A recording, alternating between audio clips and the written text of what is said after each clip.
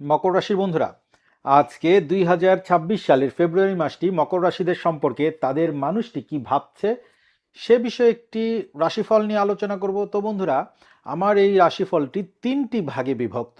প্রথম ভাগটি থাকবে long distance রিলেশনের মানুষদেরকে নিয়ে, দ্বিতীয় ভাগে থাকবে বিচ্ছেদ ঘটে যাওয়া মানুষটিকে নিয়ে, এবং তৃতীয় ভাগে থাকবে প্রতিদ্বন্দ্বী, প্রতিযোগী অথবা শত্রু যাদের আছে তাদের শত্রু বা সেই প্রতিদ্বন্দ্বী কি ভাবছে সে বিষয়ে আলোচনা করব। তো বন্ধুরা, মকর রাশিদের মানুষটির মধ্যে ফেব্রুয়ারি মাসে অতীতের কোনো ঘটনা নিয়ে মনের মধ্যে অগ্নিশিখা জ্বলে উঠবে।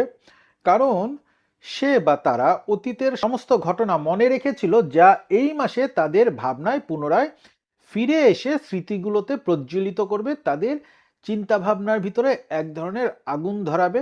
তো বন্ধুরা, যাদের মানুষটি লং ডিস্টেন্সে আছে, এ সময়ে শনি এবং শুক্রের প্রভাবে তাদের মধ্যে অতৃপ্ত